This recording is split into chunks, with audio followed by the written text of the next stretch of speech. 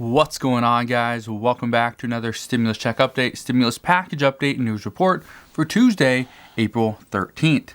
First off, I just want to say thank you guys for all the comments that you guys have providing. I'll be answering you guys' questions in today's video, so if you can, do me a favor, go ahead and hit that thumbs up button. Now, what we know at this time is the fight for the fourth stimulus check is just ramping up. It's just beginning. It has not even reached its full potential. Right now, we have the majority of progressives that are pushing for this, but we are starting to get more moderate Democrats jumping in to also push for an additional stimulus check because they see the need for it. We know Democrats are fighting over what should and what should not be included into this $2.25 trillion infrastructure bill. We know FEMA now is offering a $9,000 funeral fund program, which actually opened up for applications yesterday. More and more reports are coming out over how much relief for giving up to $50,000 in student loan debt would actually provide, and I'm going to address that in a minute. And we also know the CDC and FDA are recommending pausing distribution on one of the vaccines. So a lot of big news coming out today. As always, thank you guys for joining me. Again, hit that thumbs up button if you would. It really does help out the channel. So let's jump in because there's a lot to cover. First, your $1,400 stimulus checks tomorrow, they should be hitting many of your bank accounts. Millions and millions of people should be seeing these $1,400 stimulus checks, but tomorrow, they may be showing up today, or maybe they showed up yesterday. You could possibly be getting a paper check or a prepaid debit card. The IRS says they sent those out. Those should be coming anytime. So if you're still waiting, make sure you check your mailbox. Also check your bank accounts. A lot of people are just checking one account because that's their main account. However, if they've ever received a payment on a different account, the IRS says it would be smart to check those as well. Sometimes they do make mistakes and your check could be going to a different account. So make sure you do that before you start calling the IRS, asking where's your check, when they already sent it. It just went to the wrong account, but it is in your name and you can't access it. So that's one thing they're saying. In regards to the fourth stimulus check, progressives are pushing even harder now than in the past because they're seeing COVID cases rise. And some say that as COVID cases rise, the need for an additional stimulus check goes up as well. We also are having issues with vaccines. This is beginning to turn into a big problem because what a lot of people are saying is that, well, if I can't get a vaccine or the vaccines aren't safe for whatever reason, then I don't go to work. I don't make any money. If I don't make any money, I can't pay my bills. So an additional stimulus check is needed, or like they're saying, you can actually go on unemployment. So that's one of the things you can do, or at least you can consider at this time. The economy is opening up in certain places, which is great, but in other locations, they're actually placing additional restrictions. Here in Washington State, yesterday, our governor, he actually announced a rollback for 3 of the counties. They were actually in a phase 3. Indoor dining was allowed, to an extent. In phase 2, I believe, there's absolutely no indoor dining. Well, that's going to be, I think, Pierce County, Cowlitz County, and I think Whitman County here in Washington State. So some of those counties, some of the residents and businesses are very distraught, but that's kind of what we're seeing. We're seeing the same thing happen over in Michigan, and I'll address that in a minute as well.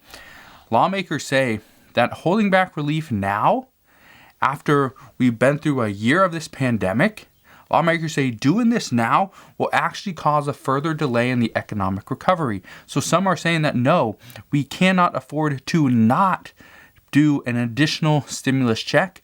We can't afford to not extend unemployment benefits, and we can't afford to not provide additional rental assistance and nutrition assistance for those that truly need it. What I can tell you at this time is lawmakers, even though they are requesting a fourth stimulus check, it does not mean it's a guarantee. I just want to be 100% clear with you guys. I want to be 100% transparent that just because, let's say, about 100 lawmakers are requesting a stimulus check does not mean President Biden has to go forward with it. He could convince them that something else is better. Right now, until President Biden and the White House commit to another stimulus check, I'm not going to say it's a 100% chance. Like I said the other day, I think this is close to about a 60% chance it's going to happen, maybe a little bit higher. But as we move forward into this infrastructure package, then we'll actually have a better understanding of what all lawmakers are asking for. Because as of right now, only a handful of people have actually said what they truly want. President Biden is one of those people as well. But as I know more regarding the fourth stimulus check or possibilities of a fourth stimulus check, I will let you know. Again, I don't think they will be monthly, but there's still that possibility. What we do know is that yesterday, President Biden met with a mixed group of lawmakers in the White House. They were not the top lawmakers for Democrats or Republicans. This wasn't Nancy Pelosi, Chuck Schumer, Mitch McConnell, and Kevin McCarthy, or even Bernie Sanders or people like that. These were lawmakers that in the past have supported infrastructure. They've come from different committees and they are there. They've talked about infrastructure and they actually have a somewhat of a reputation for supporting this. Those were the people that President Biden tried to bring in. This wasn't Joe Manchin and Kyrsten Sinema, who more moderates that are opposing some of these provisions inside his bill. He didn't want to talk to them yesterday. He wanted to get the support from both Democrats and Republicans that do support the bill or have supported some type of provisions within this bill in the past. That's what he wanted. And during this meeting that lasted roughly 2 hours, multiple lawmakers discussed breaking up the infrastructure bill in multiple parts. President Biden, at this time, he broke up human infrastructure with real infrastructure. Okay, more social infrastructure with real infrastructure. Now, what we're hearing is that the real infrastructure is the $2.25 trillion package. But what we are really hearing is the lawmakers want to take that, and this is coming from both Democrats and Republicans.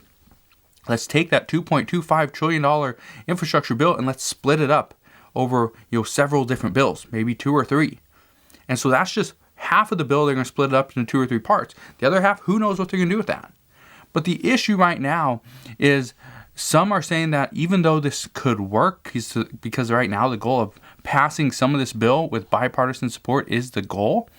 Some are saying that no, this won't work because then it leaves all the other provisions, all the other pieces of legislation out. Those would never pass. So although this was brought up several times yesterday that let's break up the bill into different pieces to get bipartisan support, there was no additional progress that was made on that front. That was it. It was just mentioned a few different times, and then it kind of died off from there. So we will see if that gets brought up again amongst the more, seasoned, veteran lawmakers, but we will see what happens. And one of the other things that we do know at this time is that while closed-door meetings are happening all over the place right now, some Democrats are not so quiet about exactly what they want. We know Nancy Pelosi wants to see the Affordable Care Act subsidies permanently extended. This is something that I brought up yesterday as well. This is not going to go away. She believes that this is needed, and this was something that provided a lot of relief to the American people. We also know Bernie Sanders wants to see an expansion of Medicare, expand the age, and also include dental, vision, and hearing care as well. Both of these things at this time cannot happen. According to reports, this cannot happen at the same time, so the fight over which one moves forward is going to be very interesting. One thing that we do know is that Republicans won't support any bill that has a tax hike included in it. This was actually brought up a few times yesterday as well. So they're saying if President Biden is dead set on getting bipartisan support, then tax hikes cannot happen and will not be included in this next bill. Even Senator Roger Wicker of Mississippi, he said, and I quote, "It would be an almost impossible sell for the president to come to a bipartisan agreement that included undoing that signature law. I did tell him that, and he disagrees." So we will see, but there are other Republicans that stated that they were very surprised, kind of surprised that President Biden was willing to negotiate on this package. Most were expecting he was not willing. This was just a courtesy meeting that, hey, this is what we're going to pass. You get on board, or we're going to pass it without you. That was not the case. That was not the case in this meeting, according to many reports. The reports indicate that President Biden is open to negotiating, which again is what I brought up yesterday as well. Now, he isn't 100% open to lowering the tax rate, but reports indicate that he's at least willing to discuss it. because right now, lowering the rate, according to people like Joe Manchin and other lawmakers, they say lowering the rate, from 28%. It's currently 21% for a corporate tax rate. He's going to raise it up to 28%. But others say if we lower it, it would make more sense. It would make us more competitive with other countries. But here's the thing. A lot of companies, a lot of big, large corporations like Amazon, FedEx, Nike, I always bring these up because these are pretty well-known companies. They're not going to pay 25% either. They're going to pay zero. They're not going to pay anything because they find the loopholes to get out of having to pay this. And that's what people are saying is right now, just because we are going to lower it from 28 to 25 isn't going to make a difference. But President Biden is open to at least discussing it, or willing to discuss it at least. And according to a few reports, President Biden addressed why a gas tax, okay, so an increase in gas taxes. I know you guys don't like to hear this, but he addressed why a gas tax would not be sufficient to pay for his $2.25 trillion infrastructure bill. However, there were no indications that a modest gas tax along with a lower corporate tax rate wouldn't suffice. So what we are hearing right now, just be prepared for this, we could see additional taxes pretty much hidden in the things that we are currently buying, like gasoline for our cars. That would be a huge blow to the American people that are already suffering, that already struggle to put food on the table, pay their rent, okay, pay for essentials and their medical bills. And yet, we might see a gas tax. Now, again, this isn't a guarantee. This isn't something that is for sure going to be done. This wasn't something that President Biden says, yeah, he's open to it. But this was something that President Biden addressed. He brought this up. That he brought up, and the White House even addressed this as well, is that, yes, President Biden brought this up as why a gas tax wouldn't work to pay for this bill. But there was nothing said about why a gas tax in conjunction with another tax hike wouldn't work. And that's where reports are saying is the scary thing, is that we could see this in the coming months. So just want you to be prepared for that. Don't hate me. I'm not the one that is trying to do this, but this is currently what is being discussed. But one good thing is, at least if you're a student, or have been a student, you have student debt, you possibly will get additional relief. Because right now, and yes, maybe we'll pay for these higher gas taxes, we don't know. But right now, what we know is President Biden is seriously considering and looking into forgiving up to $50,000 in student debt. But the amount as to what is for sure being discussed, we currently don't know. It's up to $50,000. He at least wants to do 10. We don't know. It's probably going to be somewhere in between there. But as to what the amount is at this time, again, it's unclear. And this would actually be pretty good because forgiving up to $50,000 in student debt would actually erase debts for about 84% of borrowers. That would amount for roughly 36 million people. But if only $10,000 was forgiven, it would help clear the debts of roughly 15 million people, or 35% of borrowers. So there's a big difference there, but also it's a large difference from going from $10,000 to $50,000 in student debt. This is also why Democrats are really pushing for this as well, because they say right now that this has been rough on college students this past year when many students did not get to go to college. Well, here's where Republicans are actually fighting this. Reports indicate that roughly 4.4 million borrowers have been holding $211 billion in student debt for over 20 years. So, Republicans argue that these aren't college students. How are Democrats saying the college students suffered and so we need to forgive their debt when the people that are really suffering are 40 years old and have been in the workforce for 20 years? These are not college students. They were college students 2 decades ago, not now. So again, many of these borrowers are not children. These are adults that have lived with this debt and have been able to cope with this debt for some time now. And so forgiving this debt, according to Republicans, makes absolutely no sense at this time. Republicans say that they have proven they can handle this debt that they incurred many years ago. So it makes absolutely no sense to pay it off right now from a federal standpoint. But let's not get into what happened over 2 decades ago. Let's talk about something that happened yesterday. yesterday on April 12th, FEMA, they opened their hotline for people that had a loved one pass away, and you can potentially get up to $9,000 in funeral assistance for COVID-related deaths.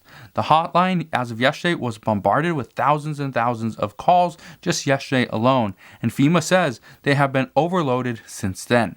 If you want to see if you can get some assistance, some funeral assistance for things that you have already paid for, you can.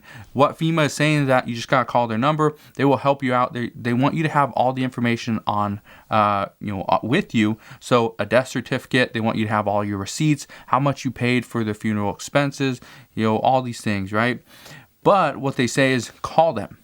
Call them if you do not get a hold of them right away because you get a busy signal or some other signal. Maybe you don't even get through. Call them again. And if you don't get a hold of them today, try them tomorrow, maybe next week, or maybe in a month. They say there is no deadline. You can apply anytime. All you have to do is call their number. And their number is 844-684-6333. I'll say it again. The number to call FEMA is 844-684-6333. Again, go to Google and type in FEMA hotline phone number, and you should get that exact same phone number. I always recommend you double check. Don't ever take somebody's word, even though, yes, you may trust me, and I hope you do. Don't ever take my word. Go and look on Google, go to FEMA, go to their website, and get it right off their website. Now, in COVID-related news, the CDC and FDA recommend a pause on the Johnson & Johnson COVID vaccines after a rare blood clot has been found in multiple cases. I think 6 people have been diagnosed with blood clots, and they don't know if it's because of the vaccine or not, but one woman actually died because of this. Now, this is actually going to hurt the vaccine numbers for President Biden, and this is exactly what the White House was scrambling on just this morning. But by not investigating this and investigating the clotting reports, the seriousness could be much worse in the future. So even though, yes, not having Johnson & Johnson's vaccines available, and this is the one-dose vaccine, a lot of people were very excited about this because they only need the shot one time.